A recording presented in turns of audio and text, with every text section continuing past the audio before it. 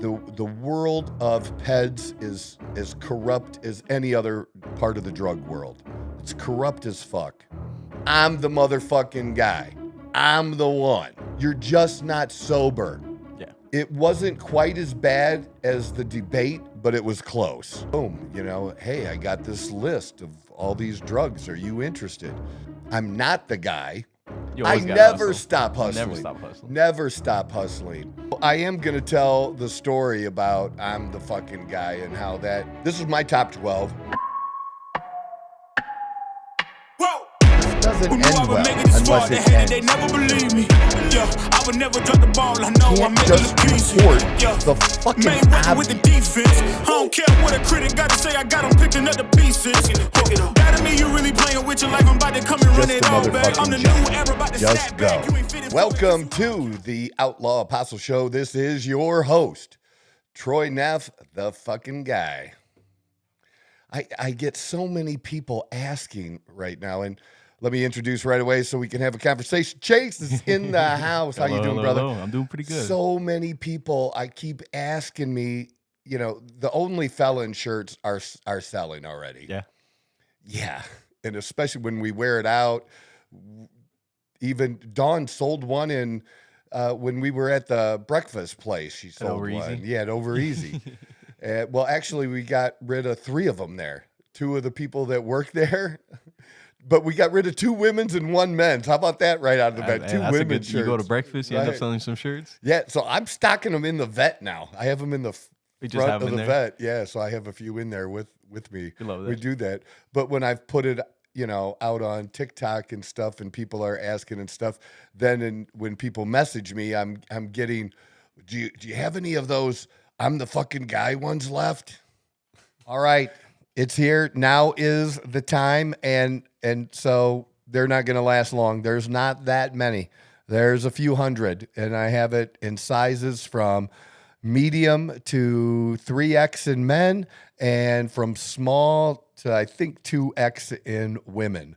So Only Felon shirts, MAGA 2024. They're awesome. They're on the way. Already got shipped out.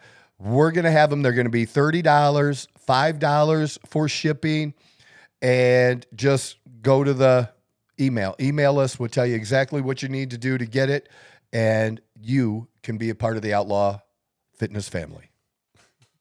So I am going to tell the story about I'm the fucking guy and how that came about. Okay. And why, even though I could sell it, I'm like having trepidations about selling it because it's a thing. Yeah. It's not that there's a reason that I don't sell it. Yeah. And as much as I like money, I still don't really want to sell it. No, that's fair. No, I completely get that. Yeah. Sometimes they have like a sentimental kind of like thing to it. No, it's just that like it's your brand. It's like a brand. You hear the story, then makes a lot more sense. That makes a lot more sense. Okay. So I'll have to tell that story when we get into this here today. So, but so I'm going to also talk about why I share what I share on the program, a little bit, touching on it as it ends tonight. As you guys are seeing it, this program, it's already ended, but we are, filming this on Thursday, the last night of the Democratic National Convention. Oh, yeah. Quick question before we get, because I do notice you got a different watch going on today. We're talking about money, and there's no Rolex on that wrist today. What do you got going on today? It is kind of cool. I am blessed to have such a number of Rolexes now. And what's really cracks me up is when I wear 2 different Rolexes in the same day because I change outfits. Yeah. I mean, that's like crazy blessed. Like I never thought. This is actually, I actually got into watches.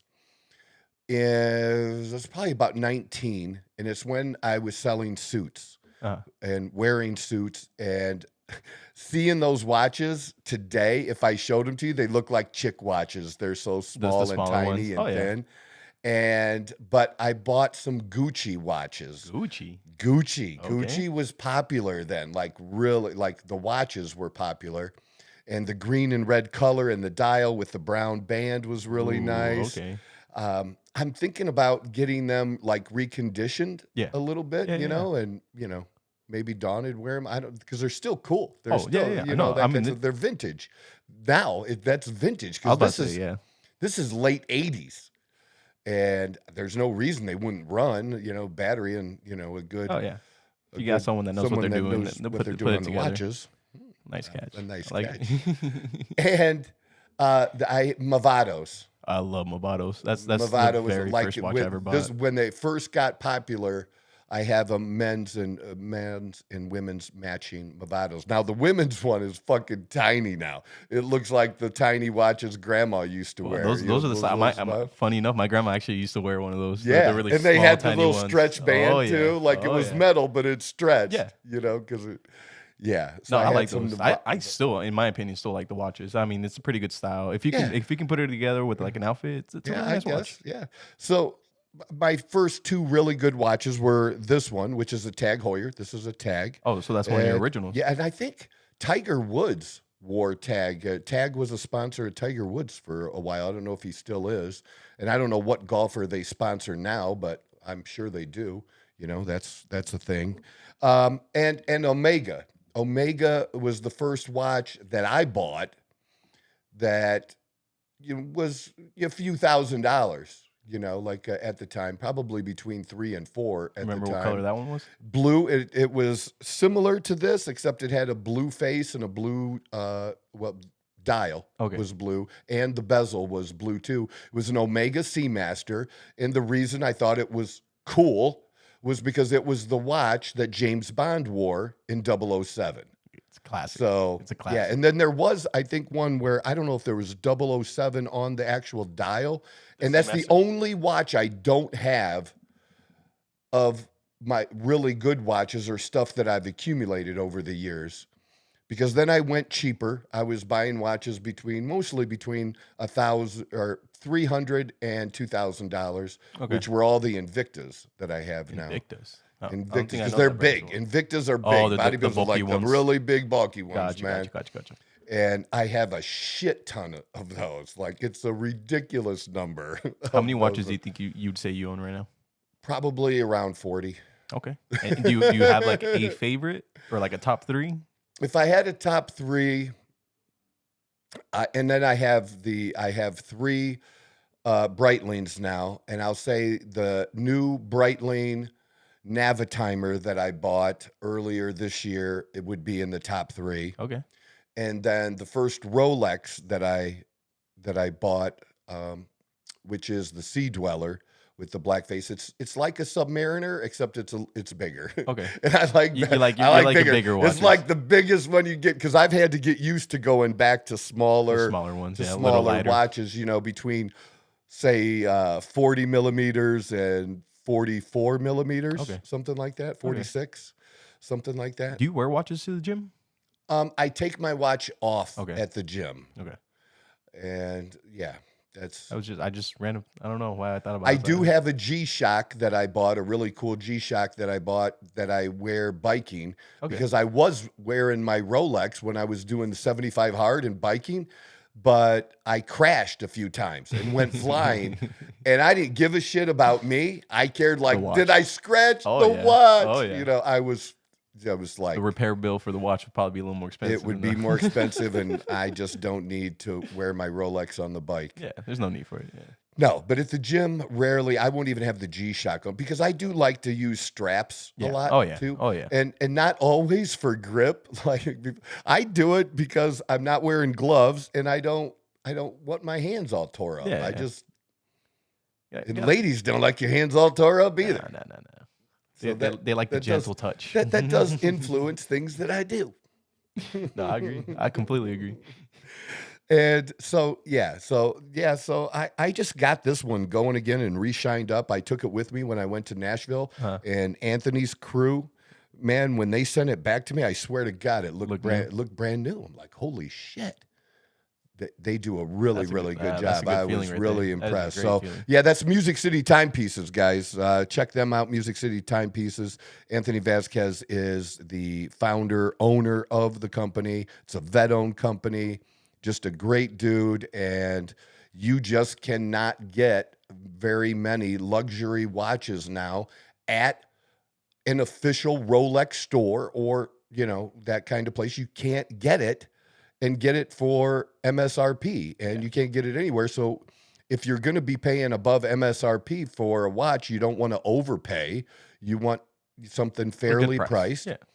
And not that I was checking up on him or anything, but I do have a friend, Mike, he's got a guy. He's got a watch guy. And he was, Mike's buying watches, and we compared on a watch, and I think they were probably within $100 of each other. So that's good. We each have a really good guy. So we're not abandoning our guy. He's sticking with his guy. I'm staying with my guy. No, you got to respect that. And he's been really, really cool. And he's a client too. And I'm glad to be able to throw business his way and watch him grow. And we're going to have him on the program. I like the pun. Because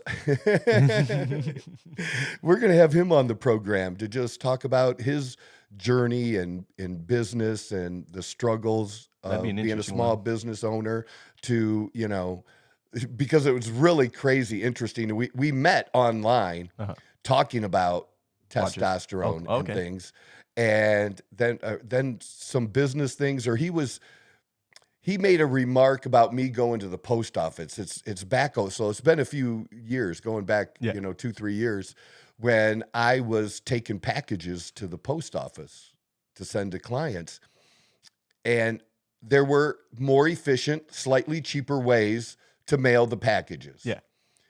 But I didn't care about saving $1 a package at that point. Yeah. I liked being in line. I liked meeting people. The line, sometimes you'd be in line for 15 minutes or longer. And I met people. I actually got clients and business out of standing in line there, because I was still hustling. I was making really good money, but I never stop hustling. Never stop hustling. When I was picking up this table, it was picking up the spare bedroom furniture. Brendan, my employee, was with me, and because we were using his truck to bring the stuff here, and testosterone got brought up as the salesman was ringing me up. Another salesman came over that was older, was in his early 60s, and we started talking, and he became a client. And I just smiled at Brendan like I'm spending money. I'm never not working. If I am awake, I'm working. I'm eating, then I'm working. Then I'm working out, I'm working. Whatever, I'm also working. Grind never stops. Always. I don't do vacations. I do work Ks or whatever you want to call those. But I'm always working. Never, always looking everywhere. And even though now it's just tremendous. It's like it was in my financial business, the number of clients that I get just by referrals, and get a couple referrals all day long. I mean, that's the highest closing percentage rate there is. That your client already closed them for you. Oh yeah. They just, at that point, they just want some final help, putting a protocol together, putting a plan together, having somebody that they can trust, advise them, and just finishing up the deal and joining the Outlaw Fitness family. Oh yeah. It's a good family to be a part of. It's a good thing. And so, I think probably most of the episodes, maybe there's one. The one I did, people like the one watch, the white watch. The white watch. Okay. I checked that out. I don't know what episode that was, but I think I wore it. That's got a rose gold outside. I think I actually know what you're talking about. And it's only a couple $100 watch, but they still make them pretty though. They make it. Ralph Christian is a very nice watch. They make them probably between $200 and $400, and cheaper very nice for watches. Yeah, but it's like a fossil. Like it's not like super expensive. And so they still make it a decent, nicer good. Than a fossil. Oh yeah, around the same. Yeah, but people really, you don't know. I mean, it's. Yeah, I'm not in the ballpark of a Richard Mille watch yet, which start at like 60, 70 and go up from there. 60, 70? 60 to 70 grand. Start there. Okay, that's where they start for the basic. It's a small house. It used to be. I don't know anymore. Not anymore. Not No, anymore. Not anymore. It's not. So yeah. So yeah, that was. I get off on watches. It's easy to get me off. Before we move watches. on, yeah, we do. You didn't give me your top 3 that you would say you own right now. Oh, I didn't. All right. So I did give you one. It would be the Breitling Navitimer. That would probably be number 3. Okay. And it's just one I wanted and picked up back in Ohio and had him ship here, which was great because then I didn't have to pay sales tax. I like that. We love that. Yeah, because I spent because I bought a Tudor watch then too, and the watch winders, and the watch winders can be a couple grand. Yeah, those things can get a little pricey. Yeah, and I just bought another one of those because I had more watches than I did watch winders now. It's crazy. So yeah, I gave you 2. Yep. So I gave you that one. I gave you my number 1 would be the black face. Black one. Yeah, okay. the darker one. Yeah, which is the Sea Dweller, Rolex Sweet Sea Dweller. And then number 2, right now, I would probably have to go with it's probably the Hulk. I love the Hulk. The all green. I put Hulk number 1 in my opinion. That was a beautiful watch. And it's just because it's unique. They don't make it anymore. You know, they stopped a few years ago. I was able to get it new, even though, you know, they had stopped making it and get it in its last year and get it in new condition and everything. So yeah, that one's probably be that. It's my personal favorite. Yeah. But then I have they call the bluesy, which is 2-tone. Oh, the blue one's beautiful. And the gold. The blue one's beautiful. And then I have probably the last one I bought is the Batman. Oh, yeah. Which is the black with a little bit of blue. You also have the I have the Superman root beer or the root beer. No, there's no Superman. Is it Batman or Superman? I do have a Superman watch, but it's an Invicta. It's a that's big what it ass was. fucking. It's a big ass fucking watch. That one's nice. I do have. that one's I nice. do have a Superman watch, but yeah, that has the Superman logo on it. Rolex isn't putting the Batman logo on it. That's not their thing. It's not their thing. So let's do next. Let's do why am I the fucking guy? Where the hell did that come from? I would love to hear that. So being in this business and helping people and doing the consulting, and I got ripped off. Okay, when I first started using PEDs, performance enhancing drugs, I got ripped off. I tried to get some HGH with a friend. And he sent our money over to another country, and we never got it. We never got the HGH.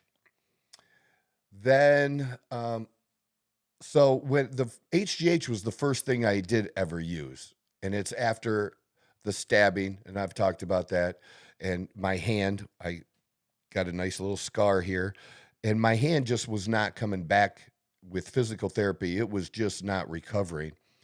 And I had been wanting to do HGH anyways. I tried to go through a clinic in Florida, but that clinic ended up being tied to some Yankee players. And that's an actual real story. Actually, I think one of the episode 19, I think. Yeah. And so I ended up not, even though I took their online questionnaire and I qualified for it and paid $400 for that questionnaire. To qualify to be able to pay him $600 for HGH a month. And I have no idea how much I was even going to get. And so I didn't end up going through there. But after this injury and stuff, I kind of pushed things a little more, and I reached out to somebody who was in the bodybuilding world that I thought might be able to help me. Yeah. And he did.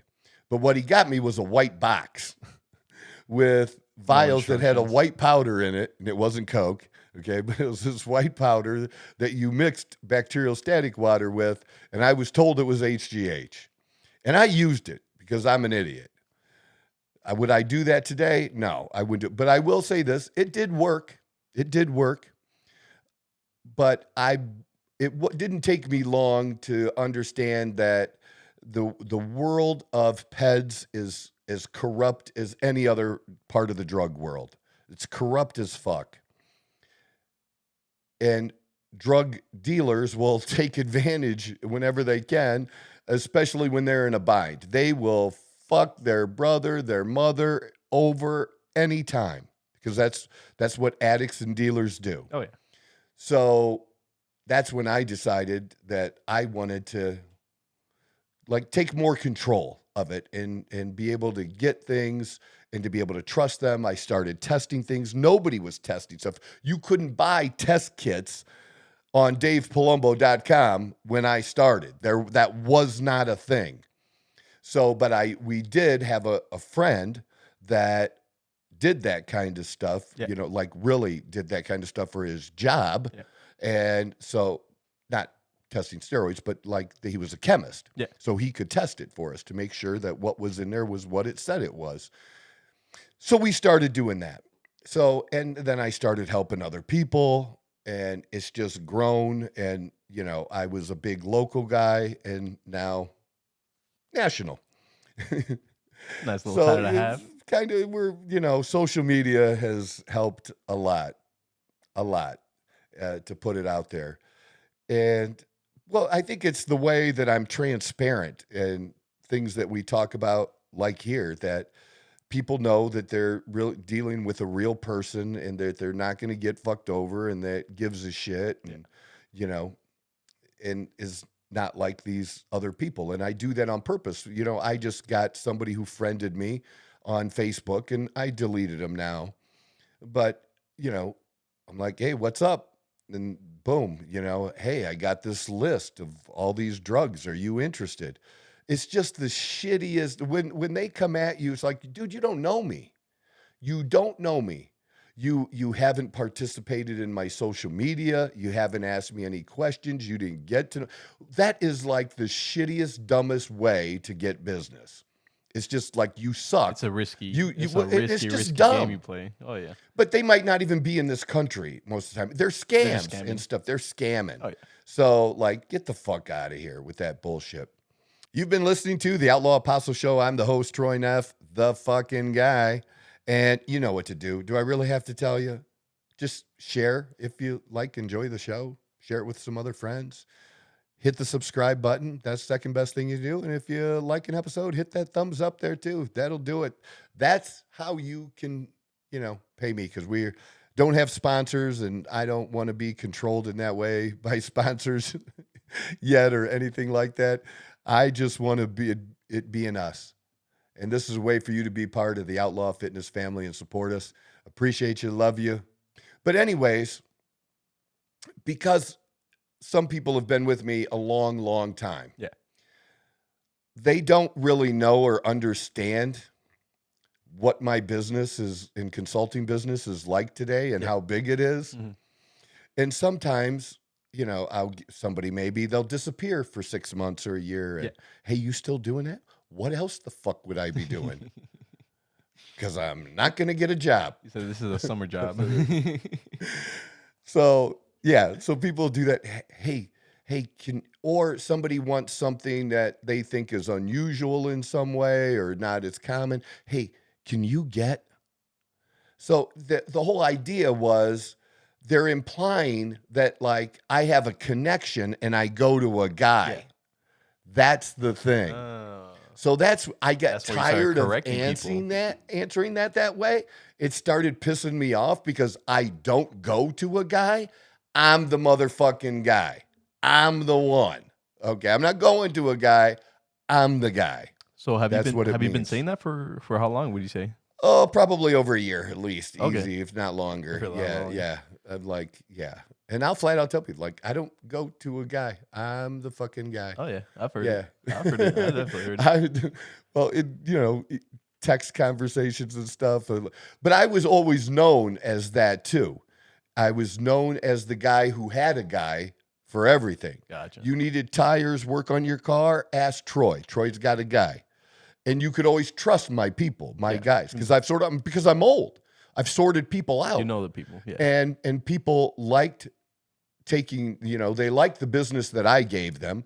I used to do a tremendous amount of business with Tri-County Tire back in Curtis, Ohio, outside of Toledo. And they did all my stuff. anything related to cars. They were fantastic. Every vehicle I got, I would always, within 6 months, no longer than a year, had new rims and tires on it. It doesn't matter how new the vehicle was. I'm talking brand new. Yeah. It was getting new rims and tires. That, yeah. I was dropping $3,000 to $5,000 on, whatever vehicle it was. Yeah. And so, but they never, I suck at that shit. I suck. Or if something's wrong with a car, I'm like a chick. I could get ripped off. Yeah. And I don't want to get ripped off. And so I could trust them that whatever they told me I needed, I needed. It was 100% true. Because they benefited from that relationship, not only for me, but then getting from referrals, the people that I would send them. Yeah. And stuff like that. So I was always whatever it was, I had a guy. Ask Troy. Troy's got a guy for that, whatever it is.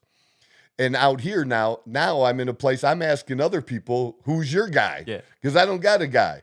Like I needed a guy to do some stuff to expand the driveway of the first house that it had when I moved out here, and to lay down some pavers and to do some of that kind of stuff. So through a friend, like he had just had a guy in the last year that he liked that did his, and his looked really, really good. And mine wasn't as complicated as his. I'm like, good. So I have to go to other people now and find out who their guy, because I don't have any guys here. I'm starting to develop some guys. Yeah.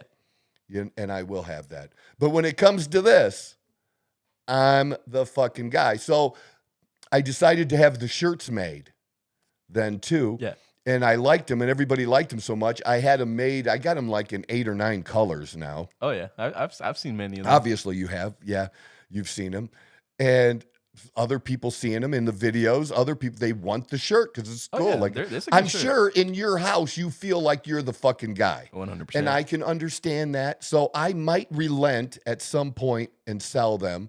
It'll probably be once we are able to do what I want to do with the apparel.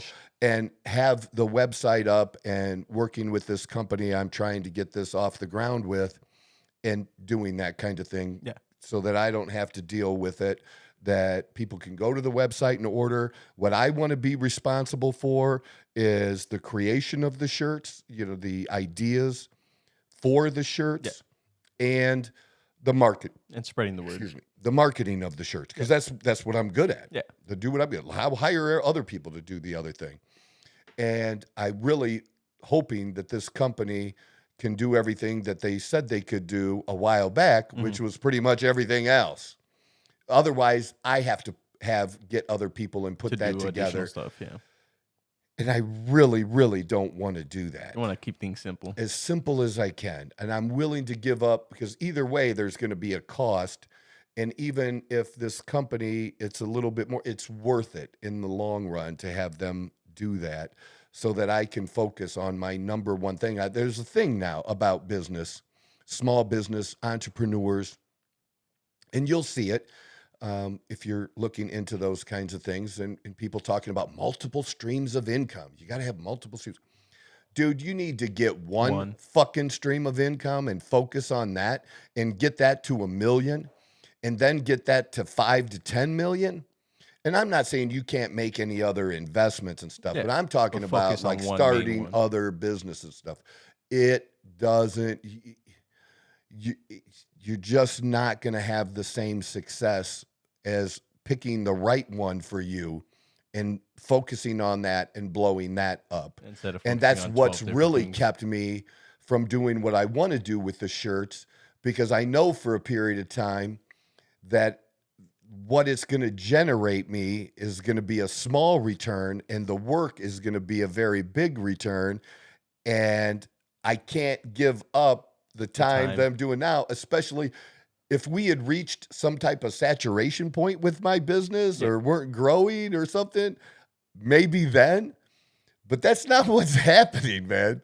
Like when I got here, I mean, things were growing and I was doing well, but I mean, I've hired 2 full-time people. I've hired you now. And hiring you doing this is all from the consulting business. It's all from being able to grow that. Now, doing this show is a business, is something else, but it supports the consulting business. At least that's how I play it in my mind, so that it's not costing me, because it also provides content that I can use to promote the consulting business too, and do that. So, and that's part of the things that I want to share, and I am sharing, because I'm not the guy that's going to be sharing and telling people, how to become a multimillionaire. I'm not a multimillionaire. I could tell you how to make $1 million now, because I've done it, and I've done it more than once, and I've done it in 2 businesses now. That I can tell you. But that's not my real story. My real story is really the alcohol and recovery story, the struggle story. And then there's another story after that we haven't done yet. And that story is, I got sober, but I still did some dumb shit. Oh, yeah.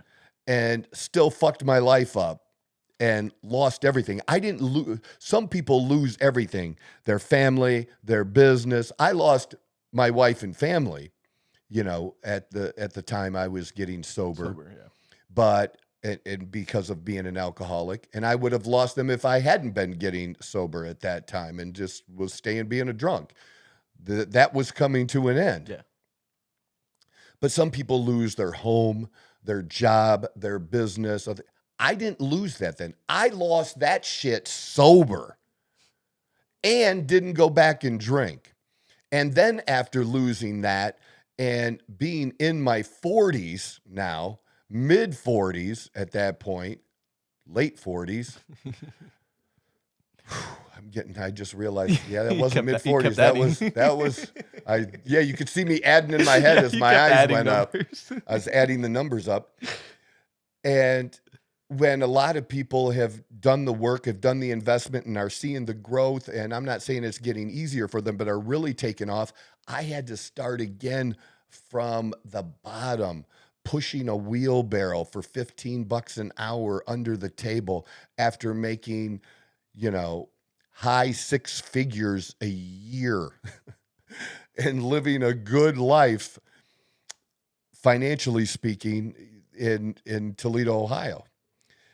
And then losing it all and having to rebuild it. And I want to give guys hope that, maybe have gone to jail, they've done something. I want guys that have come through addiction like me, alcoholics, just whatever their struggle is, that they find some identity there, and that I didn't quit. I didn't give up, and have been able to create this again, at least for me. I'm not saying people should do it. I can only tell you what I've done. Yeah. And if that helps somebody, that's great. And you can take that and apply it to how that works for you in whatever you choose to do. But it doesn't have to be like a 1-to-1. You can apply something. No, absolutely. They can apply it. And not only apply it, but have hope that it's possible. And I just never saw myself, even though I did retirement planning for other people. I think retirement planning, to be honest, is a hoax. It's you retire and two weeks later you're back to working. Or there are people that had enough funds and did it, but what are they doing? What are they doing with their life? How many people are then going on missions and helping people? How many of those people are just doing? You can only golf so much, right? Yeah, exactly. I mean, even my father-in-law was always, I think, man, at the end of his career, and he was in his 70s at that time, still would work 3-4 months of the year and then sporadically here and there. And that's when I had finally made it and was being successful. And I was working a whole year to make what he was making in 3 or 4 months. And so he did have that time off, and he did golf. Yeah. And he could golf every day if he wanted. That was okay. I just never saw myself doing nothing. Yeah. Nothing. Maybe it would be pulled back. Now, I don't even see that. I don't see that at all. I see myself more in the realm, and I'm not talking about wealth-wise, but these very successful men who are in their 70s and 80s and have built, what would that be? A company?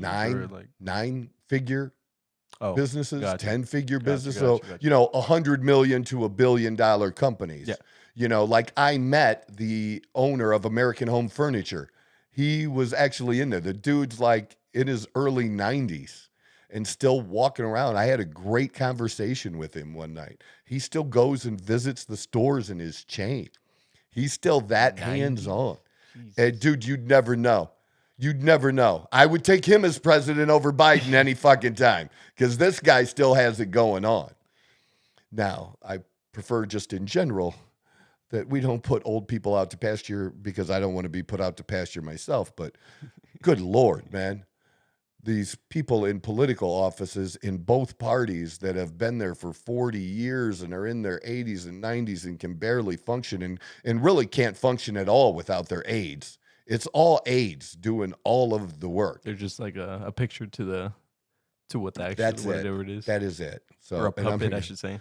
But I just always see myself doing something. Yeah. I'm not saying this is what this is now and will continue for a long, long time, I hope.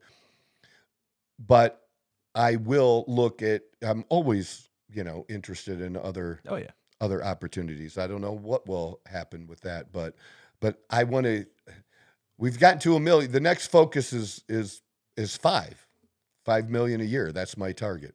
And then after that, it'll be 10. And I know it's going to be a challenge. I'm excited about the challenge. And I know that there's a market for the consulting that we do. That nobody else is doing the consulting that we do the way that we do it and providing the service that we provide. And I absolutely love it. So, but I'm the fucking guy. And I have shirts that say I'm the fucking guy. And that's why I haven't offered them to other people. But at some point I could see it because I do want guys to have that oomph again that, and maybe that's what will convince me to offer the t-shirts, to be the fucking guy in your house, to be the man that God intended you to be in your house. And there's this whole idea that you're subjugating women in that process, or women are sometimes below. God doesn't talk about treating women like that at all. When he talks about the different roles and being the head, people read all kinds of crazy shit into that. That's not there. That's not there at all. And so it's not disrespectful. You're meant to treat the other person with respect and being included and things. But men and women are different. In fact, this is going to be a good, I going into the DNC and the end of the convention, because again, if you're watching this, the convention's already ended as it's ending tonight as we're filming this. But Biden's speech, for one, we watched that last night. Where just that segment, we pulled it up on YouTube and watched Biden's speech. It wasn't quite as bad as the debate, but it was close.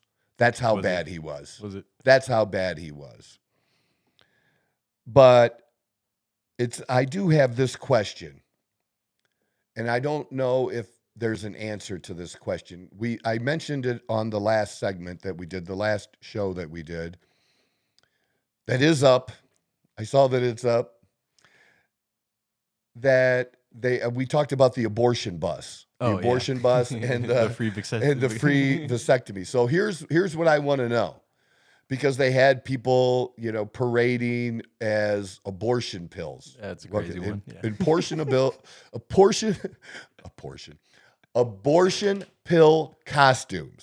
People were walking down the street dressed like that, men and women. Here's my question. And this was done by Planned Parenthood, was offering these services, right? Here's my question. And I think it should be asked by Republicans everywhere. Everybody should be asking this question. was there a transgender male? So that's a woman man. Yeah. Was there a transgender woman man who got a vasectomy? Did they do any vasectomies on any transgender women men? This was in Minnesota, right? No. It's Chicago.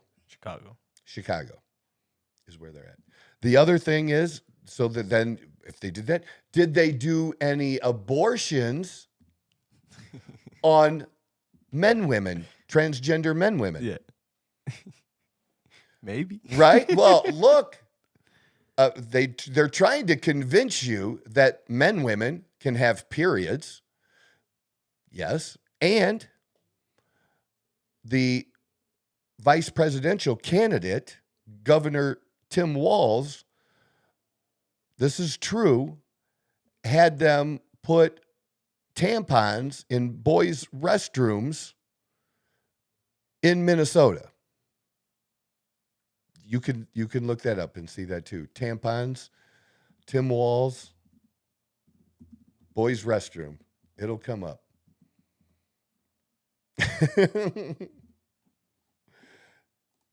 That's crazy. Did he? Fact check. What is the fact check? This is a fact check one. This is cool that we have we're becoming really professional. You all have no idea now. Can they see this on the camera a little bit? I have it all recorded, so whatever I go. No, I mean, can they see this? Is that in the view? No. I put it to where it cuts off on there. Okay. Where did this just take me? But anyways, as you're seeing that. Here's why it's drawing Trump's ire. Included a mandate for schools to provide free menstrual supplies for students in grade 4 to 12. I mean, yeah, that's...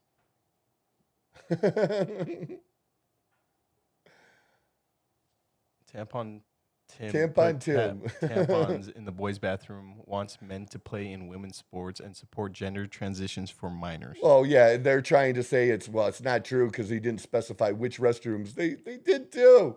It's ridiculous. There are tampons in some boys' restrooms in Minnesota. But so they're trying to convince us of that. So that's my question. Did men, women, transgender men, women. I'm sure they did. Did anyone claim to get a free abortion while at the Chicago DNC? I think those are legitimate questions. I'm sure they said yes. Because, that's the party that can't even tell us how many genders there are. So why not ask that simple question if they're offering that? No further questions. That's the reply you're getting. Probably. Well, they don't really want to answer questions, that's for sure.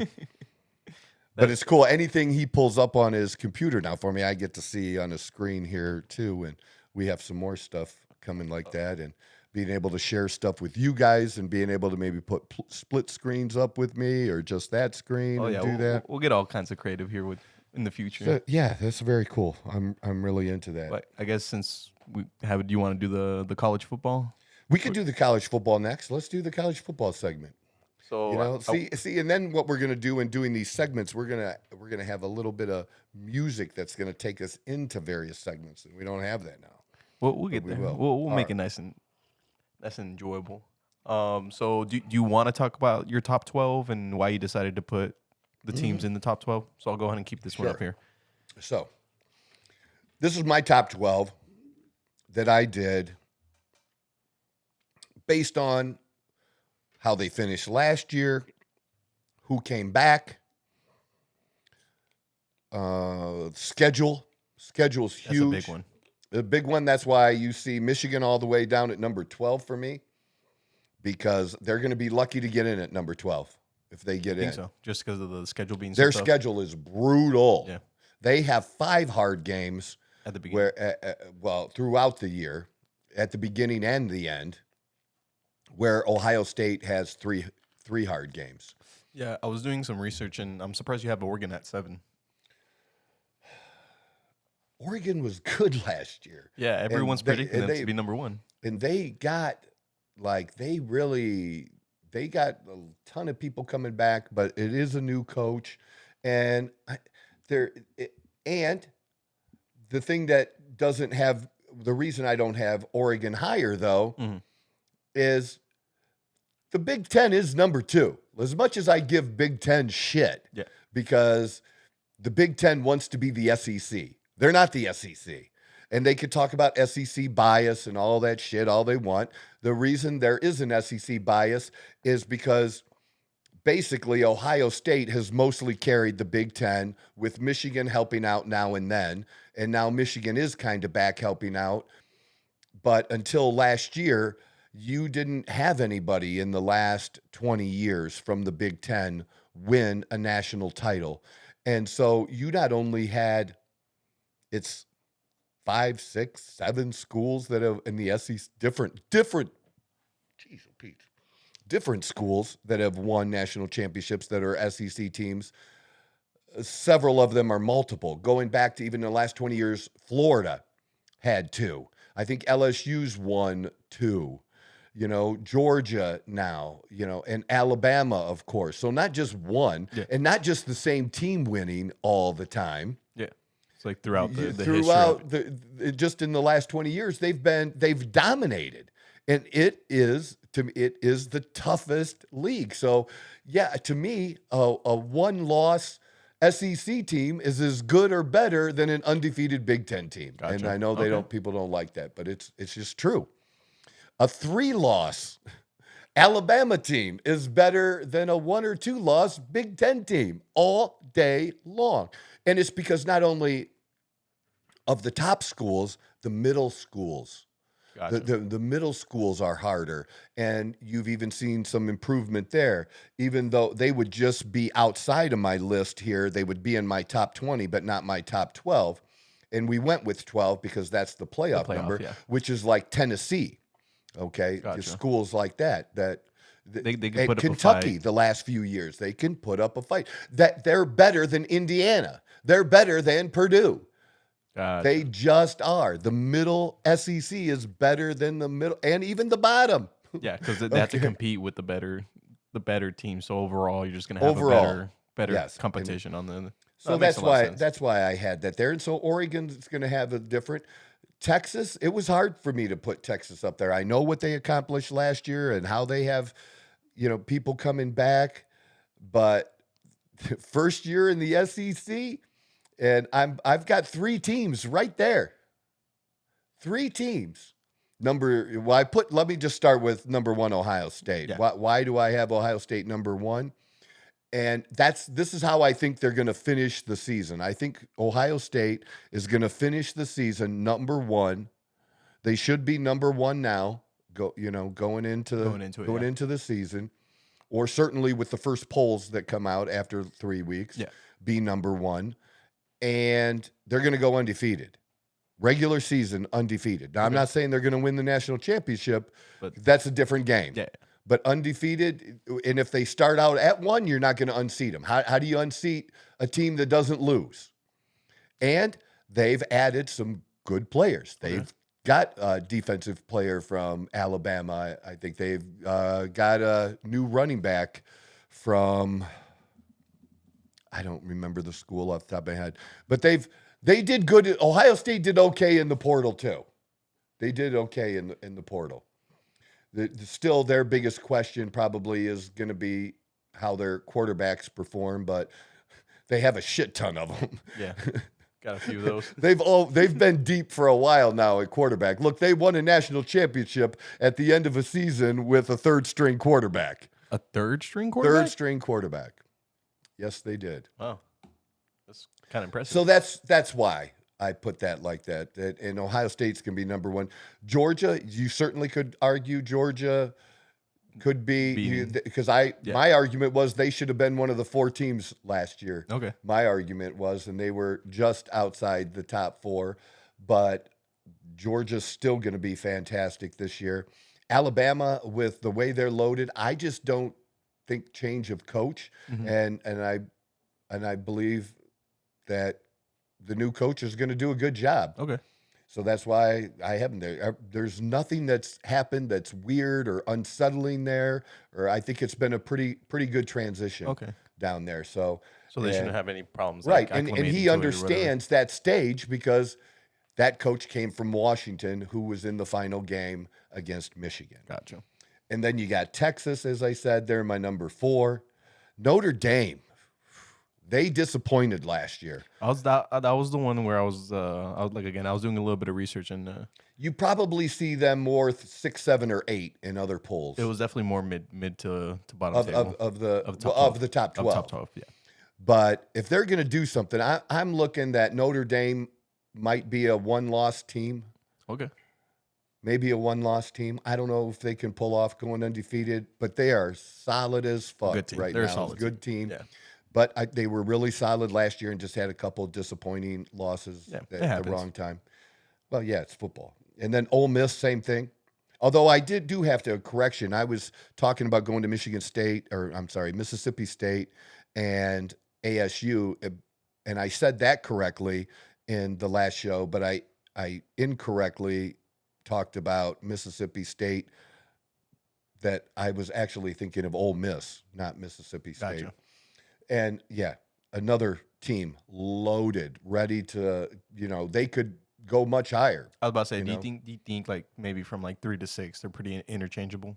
Like they can move around pretty easily, or do you think those? Yeah, and any of those teams are capable of winning it all once they get there. I think it'll be much harder for the next 6.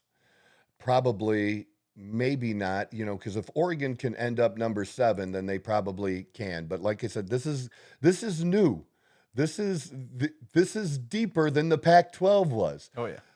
So they're going to have tougher games. Now, the Pac-12 was decent last year, but that was the best year. The Pac-12's last year was the best performance of the Pac-12, and I really think they were the second best conference in the country last year. But that's been the first time in a long time. A long, long time. So it's hard to replicate something like that the next year. Yeah, well, and to just, again, now that's an every year type of you want to meet that standard schedule, simply because the Big Ten is better. Yeah, the competition regularly. The competition is definitely, I think, just a little bit better. And then you got schools like Utah that slip in there that just, they're not a school that's always at the top, but by the time you get to bowl season and stuff, they may not really truly be competing for a national title, but they've been finishing in the top 20 on a regular basis for a while now. They're definitely if you're a football player and you have a chance to play somewhere, that's a good football school. It's a good football school. Oklahoma, another team that disappointed. I wouldn't be surprised to see Oklahoma at 9. Oklahoma is probably the shakiest one I have in my 12, but I do have them at 9. They're a team I could see just totally bombing it, bottom 20. Well, not bottom 20, but not even making the top 20 either. So it's going to go one way or another for them.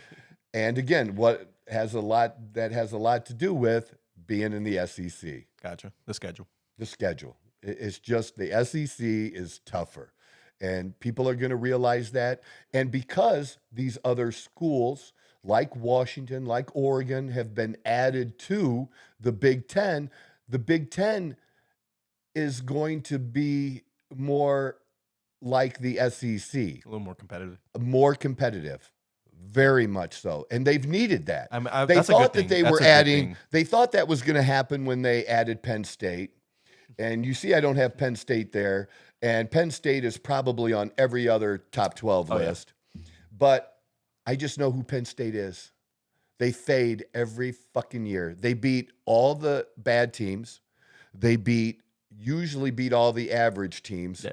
But they can't win against the good teams. Yeah.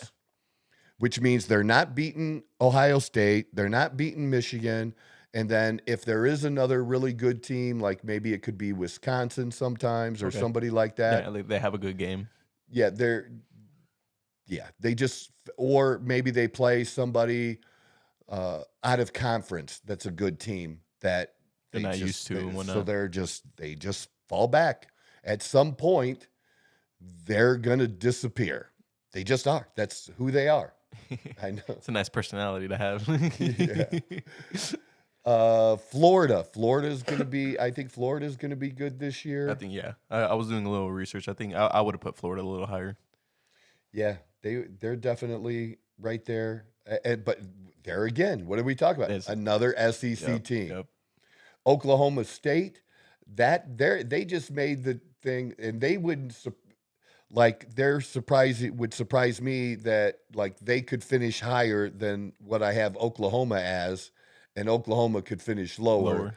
Because again, Oklahoma State, I don't know.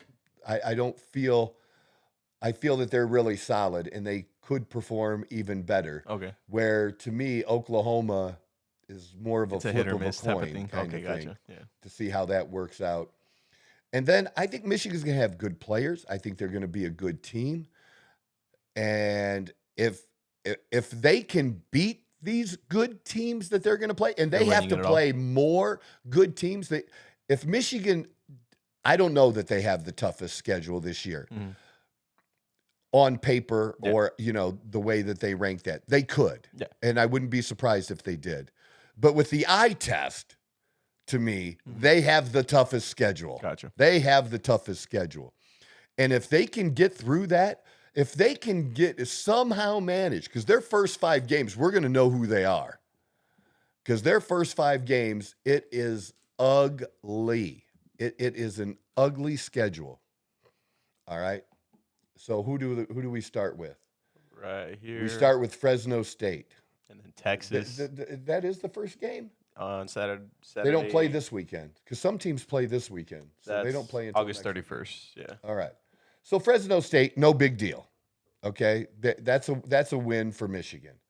But then boom, right out of the gate. Nice in Texas. You got Texas. Then you got AR State. Arkansas. Then we got And so USC. now in my head, they're either 3-0 or they're 2-1, right? Because at that point, I mean, Texas should beat them, and maybe Michigan should beat USC. But I think USC, who did not perform as well last year as was expected, because they had Caleb Williams, they were expected to do better. But overall, like I said, the Pac-12 was bigger. The Pac-12 was better last year, and they just lost some important games. But that's a tough game. So there's 2 tough games right out of the gate, out of their first 4, right? Yeah. So 2 of them are really, really tough. Minnesota was good last year. Minnesota, I don't know that they were in anybody's top 20 that I saw, but there probably could be 20 to 25. Minnesota. And they finished good in the bowl game and stuff too. But they're kind of one-dimensional. But I'm not counting that as one of their tough games. Okay. But Washington, I am. Yeah. Definitely. Washington, yeah, even though we don't have them ranked. I mean, you're talking about the runner-up for the national championship. That's not going to be a walk in the park. Oh, yeah. And Washington should regularly be good. Yeah, consistently competing with those teams. Oh, yeah. Absolutely. You got and so then Michigan has Illinois. Again, that's a Michigan win.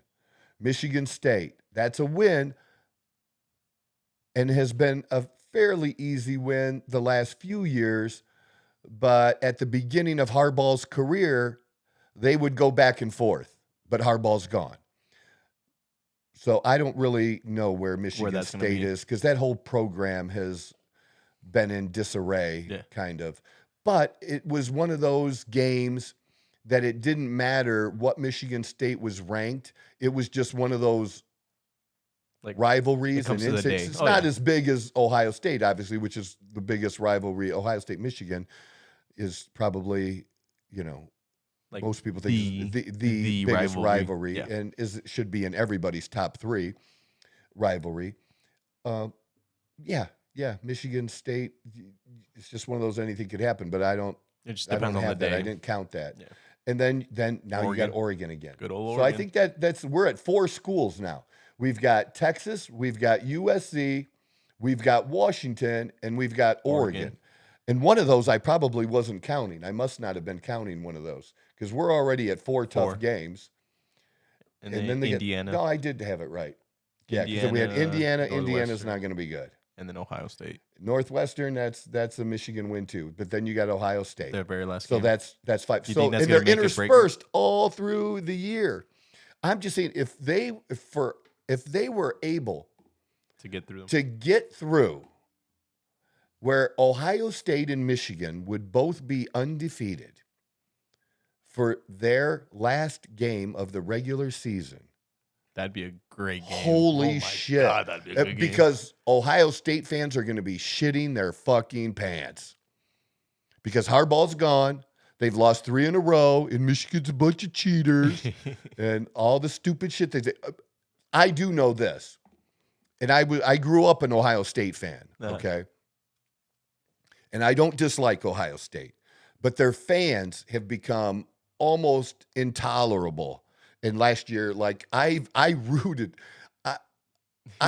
for Michigan against Ohio State for like the first time in my life and wore Michigan colors. Oh, yeah. Because for the sole reason that how the fans were just so stupid about the whole cheating thing and making such a big that's deal not why about they won. It was so bad. So bad. But they're going to be intolerable this year. Why? Because they're going to go undefeated until the last game. And they're going to be good. And it's not going to, they're going to be, and like they complain when they fucking win. Because winning's not good enough. It's not good enough. And that's not going to be a problem this year because there's not going to be close games like that. They're just going to blow them out. So they're not going to have even that stuff to complain about where it was close for a while or some stupid shit that they'll come one up with. call, decided the game type of thing or whatever. Yeah, but they're going to be intolerable. I know it already. So that's what I have. So this is the brackets that correlate to your top 12. So the first 4 get the bye week. So you got the rest of the teams battling it out. So first game you got Michigan and Notre Dame. Yeah, because the whoever the higher ranked team is gets the home game in that first round. Yes. So like Notre Dame would have the home game against Michigan. Correct. I believe so. Yes. Yes. Because it was always bottom team, top team, bottom team. Yep. But I'm saying so you had the first 4 teams get a bye. The next 4 teams get the home game. Which they should. And they should do it for another round too. I think so. Too. I think so. Yeah, I agree. It would just be better and to get more teams. You get a benefit from going up higher on the table. Yeah. You don't just and make because the playoffs. People want to see the Southern teams come up into the North and play late in the year. Yeah. People want to see that. So I don't like that.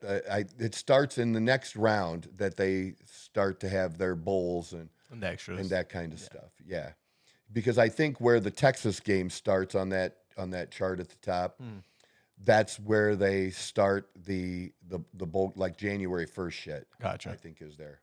I could be wrong. I'm not too knowledgeable on college football, so yeah, that one I wouldn't be able to answer for you. It's okay. We're pretty good. I know my stuff. I was about to say, you know your football pretty well. I know my shit pretty well.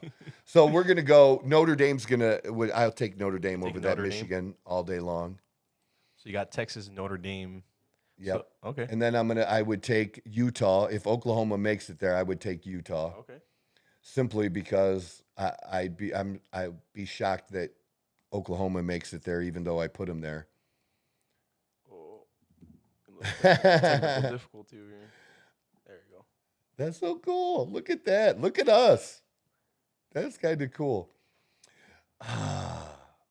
Boy, what the game I'd want to see though. Yeah, this is the game that would be a great game. OSU and Ole Miss would be a great game, and I'm just gonna go with the SEC and Ole Miss there, just for no other reason but either team, neither would be a shocker for there. Gotcha.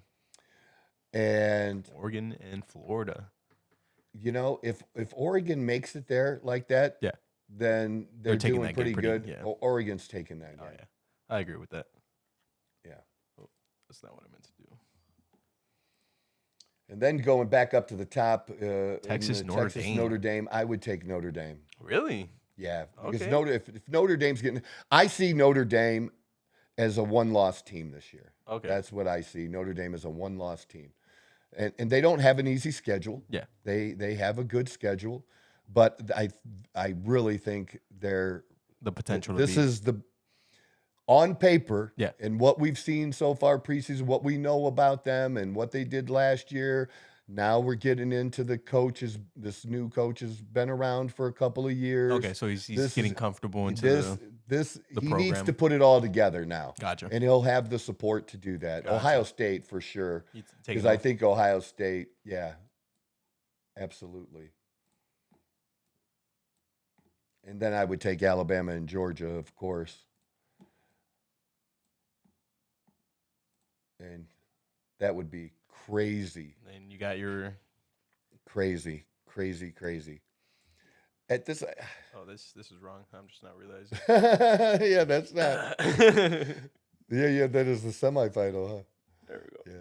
Yeah, Some live yeah, editing. two semifinals. Sorry, some fine. Wow, what? Notre that, Dame and Ohio. That What a is game. crazy, man. What That a would be a game. crazy Final Four. I would love that.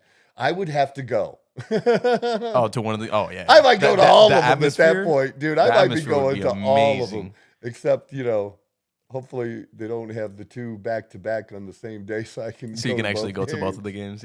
Yeah. Yeah, but see now. Dawn, her son went to Alabama too, Okay. like my daughter did. Yeah. So I They mean, my big fans of- daughter's a couple years older than her son, but But both into the football, though? yeah, Yeah. and Dawn's, my daughter's super into football, Okay. like you wouldn't believe. Yeah, better than most Most guys. people, yeah. Most guys, yeah. The And football Dawn's knowledge. like that too. Yeah. Which is just I'm sure she super knows more crazy. than I do when it comes to college football. I'll be honest with you. I'm going to be honest with you, she does. I'm just going to tell you she does. If Alabama gets there and does this, and especially if they win the SEC, which, there's, again, Ole Miss, that's incredible right there to see that something bracket like that. to go from. That's just incredible to see that, and all of those SEC teams there. And the SEC will put more schools in the 12 than any other conference by at least 2. Get some more competition. Yeah. These people are gonna. The SEC is gonna whoop some ass, but I'm gonna make it a rematch Okay. of Alabama Notre Dame. And man, I hate to take Notre Dame as the finals champion. I really would hate to do that, because that's the game I took my daughter to. I took Notre my Dame, daughter Alabama. to the championship game in Miami, Notre Dame, Alabama, and it was the last NCAA national championship before we had the setup, before we just They changed changed it. this. Yeah. Yeah, before we had the whole semifinal thing like this. Gotcha. And it was over in the first quarter. It was a pretty quick game. Alabama ran them out. Like it was ugly. So do you think? But it was the a great history- time. And Miami was a great time. I mean, we had a super great time. But I just, wow, that's That's a so game. hard. That's a game. It's just hard to pick with Jalen Milrose, the quarterback, and him coming back and having played in the national championship game and coming so close to beating Michigan. that chip on his shoulder. And for them to lose the national champ, those kids to lose 2 in a row, because there is a thing about winning, Yeah. just as there is about losing.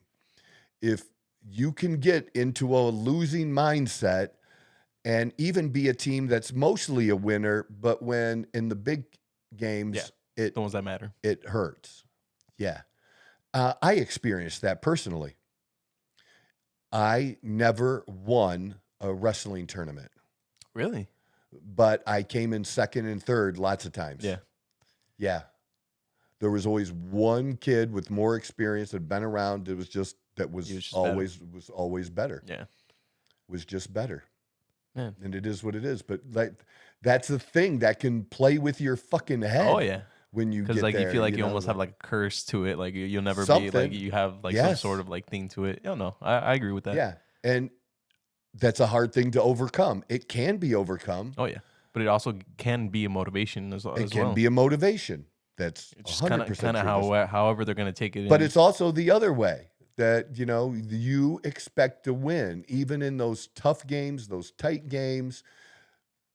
There wasn't any time in a tough game that when it got down to the final 2 minutes and they just needed one score of whatever type, whether it's 3 points, 7 points, or 6, whatever was needed, that Tom Brady and who was ever his teammates, they expected in that game, all we got to do is have 45 to 60 seconds minimum to get down the to field. 2 minutes or a minute and a half. Let's go with that. Yeah. So 45 to a minute and a half, 45 seconds to a minute and a half.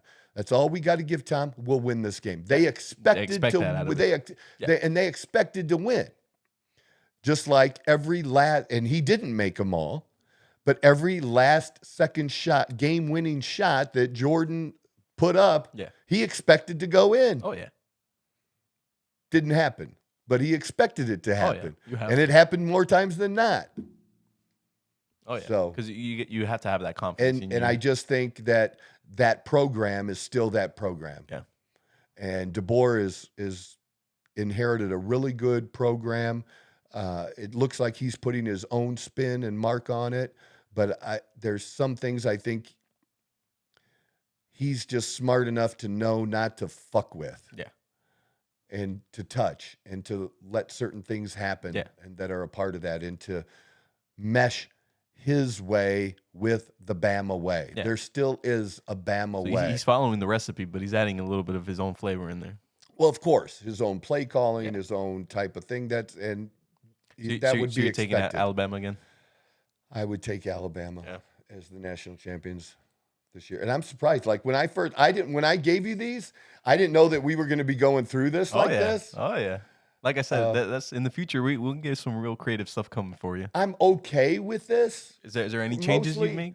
The only thing is I would probably look at it a second time. This is my preseason. Yeah. Oh, we'll go over it like mid-season, and then we'll do it in season. You know what? All I need is get me through those first 3 games. Yeah, and then we'll do another one. Yeah, we'll do another one. Because that's where I think we're going to know some things, and where even if I was doing it today, I was more preparing a preseason top 12 versus who do I think is going to end up the entirety who's of it. going to end up there. Yeah. Because I might not, like if I was, what would I change? I'll give you an example. In the top 12, or is there I'll give you one example. Out, putting back in? Yeah. Well, I'm not going to put somebody. We're not going to change it. No, I'm just saying, just off the top of your head. I don't think that Michigan is going to make the top 12. Really? I think they're going to finish 13, 14, or 15. They're just going to miss it. They're just by one game or whatever it is. They're going to have 3 losses, and I don't know how many 3-loss teams get in here. Now, they could be the best 3-loss team, and they could get in. Yeah. So I don't have a problem with that, but it's possible. It's definitely possible. Yeah. And I'm not shitting on them. I think what they did last year was great. And I was obviously growing up an Ohio State fan and then converting to being a Notre Dame fan when I was in my early 20s. And then my backup team became Alabama because I always liked Alabama's history and coaches, and then my daughter going there. And that's, besides having Pittsburgh as my favorite team, I think I mentioned I used to read a ton about sports as a kid. Okay. Where now I would watch documentaries and stuff and different things. Where then, when I was a kid, you just read and read about the legends and the teams. And I would read about the Brooklyn Dodgers, not the LA Dodgers, the Brooklyn Dodgers and the Yankees and the players and coming to the stadium hungover and still hitting the home run, the fun stories and stuff. I loved that kind of stuff. And so, the history of Alabama really plays a big part into it. plays a big part into it for me. Yeah. Well, we'll have to do one for the I like NFL next week if you're okay with that. I'll we could do pull it that. up for you. I'll get your top 12 and we'll recreate this just All like we right, did. that'd be cool. And I then, like like you doing said, that. when would the third And that's game be fun. over? In 3 weeks from now? No, probably 4. 4 weeks. We'll redo the Something college like one that. for you as well. So we'll get a nice Yeah, little they sports got to segment get for you. their first 3 games out of the way, and usually a lot of those are easy games. I like a school that if they have 3 non-conference games, they should have at least one tough non-conference game. Yeah. But I don't think Ohio State does. Pull up Ohio State's schedule real quick. Again, this is so cool that we could do this. I'm so excited that you can pull stuff up and we can just look at it. Ohio starts with Akron. Akron. I'll learn one day. That's okay. But there you go. That's WMU. Akron is a low Division I team. It's a MAC team, Okay. Mid-American Conference. Gotcha. So you have Akron, Western Michigan, and Marshall. And Marshall's in a little bit better league and has been better. They came over to the MAC for a while and then they left and went somewhere else. But none of those are a game like Texas, Michigan. Yeah. Ohio State doesn't have one of those games because they go right from those 3 games to all Big Ten games, right? Yeah. Yep. Michigan. See what I'm saying? How they Iowa, don't have tough Oregon. games. They've got Michigan at the end. They've got Penn State, early in November. 2nd, yeah. I mean, And they got have Oregon. in the Oregon is middle. their first tough game. Yeah. Oregon is their first tough game. But they've already got some games under their belt by then. They're So they going to have be that rolling. momentum. They're gonna have some momentum. Oregon may too, but that's tough. That's easy for. Yeah, I wanted to see. You read my mind about I was wanting to like, see if we're that. talking, yeah, we'll see where they'll be at when they come to that third game, because Oregon's gonna start with Idaho. Was it Boise? Boise Boise. State. I like that. I like that. Boise State had the blue field. Has a blue field. Oh, Has the blue okay, field okay, team. yeah. But Idaho's nothing. But Then Oregon State. Where is the Oregon Ohio State game? That is right There it here. is. So they got Michigan State before that. No big deal. Yeah. So they both play Michigan State before they play each other. Because Well, Ohio can't had them their second or third game, and then Oregon No. has. The first 3 games, Ohio State had all non-conference, 2 MAC schools, and Marshall. So, but I'm just saying, it's not. I wanted to see where the Oregon-Michigan game was related to the Ohio State game. Yeah. So. And see, they got 3 tough. They got 3 tough games too, but they don't have more than 3 No. because they basically got Washington Michigan. Depending on and Ohio State. Yeah. And that's a tough 3.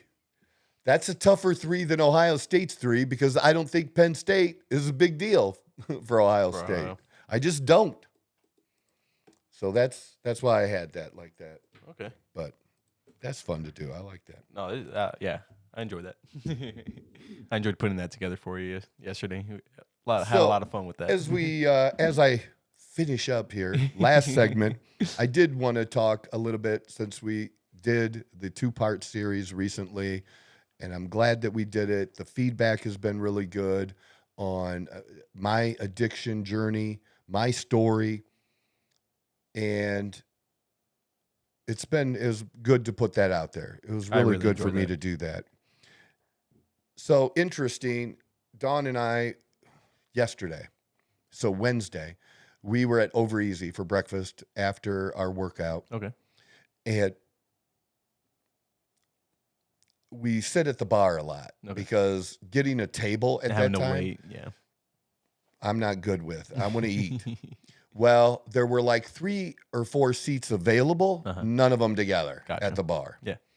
But there was on the corner side where there's 2 seats. There was a guy at the end, and then so there was a seat open on each side of him. Yeah. And so I decided the hostess suggested I do it. I didn't mind doing it. Asked him Just ask him. Yeah. if he minded. He didn't have his food yet. If he minded moving.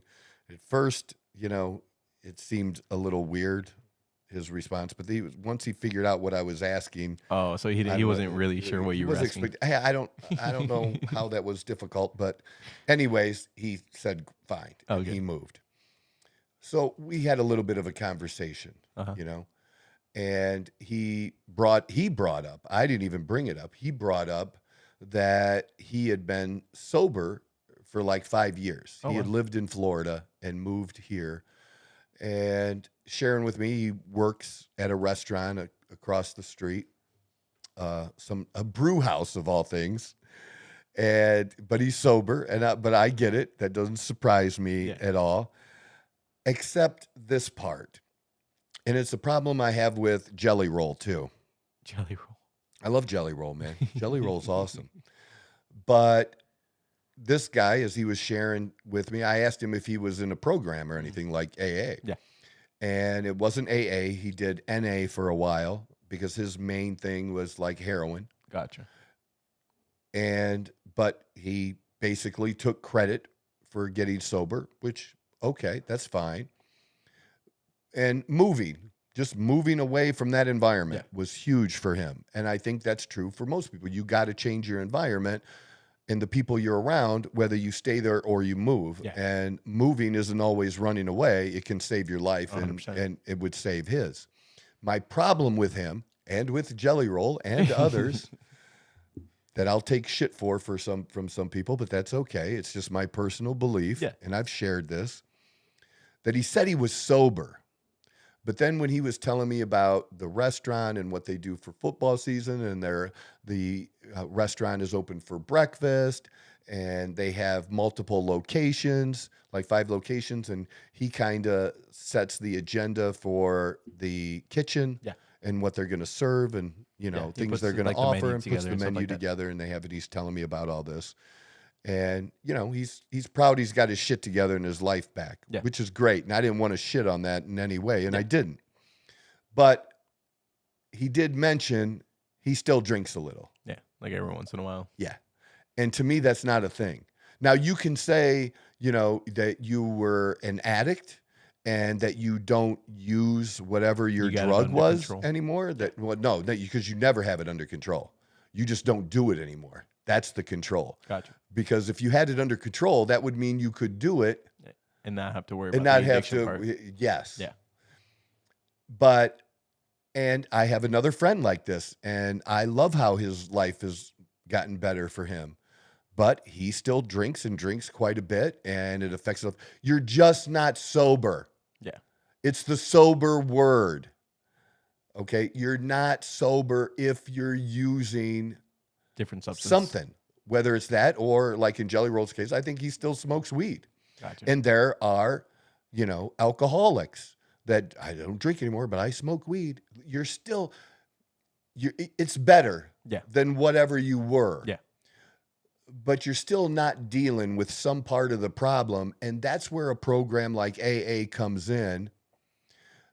And I think sometimes the negatives people have about AA, they put on people and they put on the rooms when that's not representative of the book and the program. Yeah. That's no different than church. Blaming God and Jesus for some bad, dumbass, fucking hypocritical Christians. Yeah. Well, because those people are bad and they call themselves Christians, well, it's all bullshit and they're pointing to this, and that's not the case. That's not how it works. And that's where I think there's a big misunderstanding of people who are not alcoholics trying to understand alcoholics, and especially trying to understand them in their life. And that being the case too, we can bring this up too. I mentioned before the show with you, one of my favorite people to watch lately and watch some of his podcasts. And I don't mind telling people to watch somebody else's podcast. Oh, yeah. But a very cool podcast to watch sometimes is Theo Vaughn. He'll make you laugh after the weekend. Sure. He's so funny. I really like the dude. And he sat down with President Trump. and it's a good podcast. And Trump really acted genuinely interested in the things he had to say, and the questions that Trump gave back to him were very meaningful and really shows you maybe something that some people haven't seen or paid attention to in Trump. Like a different side of Trump almost in a way. Yeah, because he's really like that. He really, really cares, and he has ideas about certain things, but he also is open to learning from people who have had the experience and asking them to tell me about it. And is this worse than this? Or, he asked him that, that Trump had heard that, being an alcoholic or kicking alcoholism was tougher than other addictions. Yeah.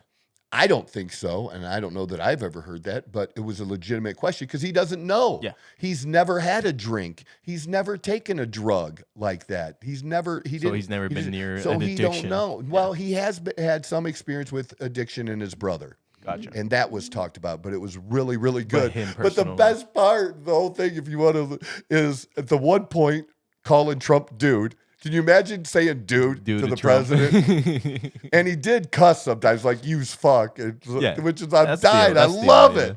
I loved it. And the best part of all is when he called him homie, when he was talking about the cocaine. And see, now that's things we're going to be able to do in the future, is I'm going to be able to talk about something like that. We're going to be able to show you the video clip here like other big time podcasts do. We're just small time. We're small time. We're bottom of the 1%. We're pretty but big, we're in the 1%. Oh, yeah. We're the biggest. That used to be a theme of my radio show in Toledo, that we were the best, least listened to morning show. That was the title. A little bit of a tagline that we placed on it.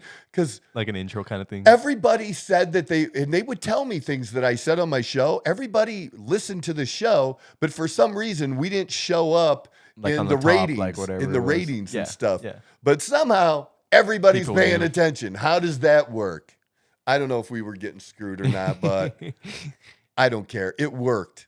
And I got business from it, and we were successful, and we would talk to people, and I would go out to dinner with people, and I would start to say something. Yeah, we heard you talk about that the other day. I think they got tired of that. Like a specific topic or whatever. Oh, just no, me. Oh, because they were just constantly hearing you.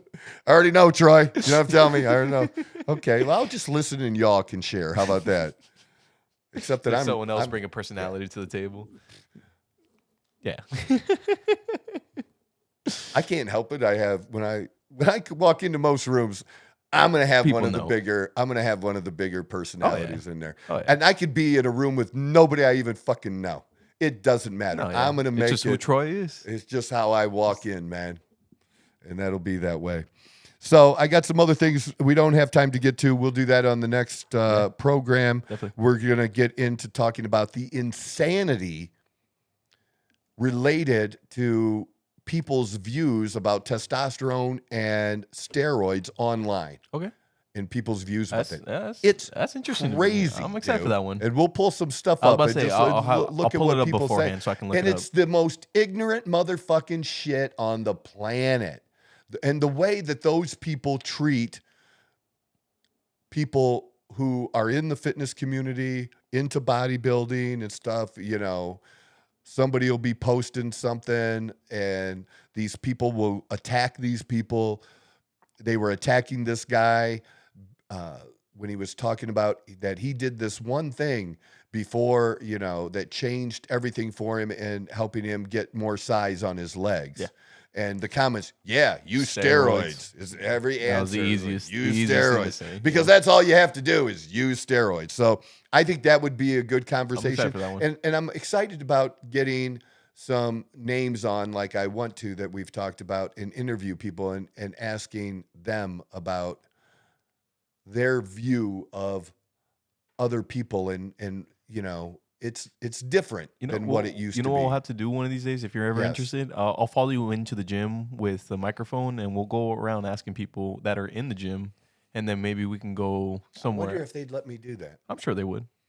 I can ask because we're pretty well we're like the OG. Oh, yeah, we're the OG couple. Yeah. People there. Know you. Yeah. Oh yeah, they do. So I'm sure. I mean, we can ask politely. Do you mind being on camera? Yes or no? No. We move on. Yes. we'll record a little segment. Maybe get a little outside of the Office episode for you. I like that. And then I like that idea. Yeah. Very good. Yeah, That's very good. Like I said, I got some Bluetooth mics that I'm gonna be coming, so we can just have them clipped to the shirt, so you don't have to worry about like. I'm working on some stuff. Don't you worry, Troy. Get some more time into this. We're gonna make this some nice viewing experiences for people. All right. So I'm excited. I'm excited too. All right. There we go. That's it for the Outlaw Apostle Show. I'm your host, Troy Neff. I'm the fucking guy. Who knew I would make it this far? They hated, they never believe me. Yeah, I would never drop the ball. I know I make it look easy. Yeah, Mayweather with the defense. I don't care what a critic got to say. I got them picking up the pieces. That to me, you really playing with your life.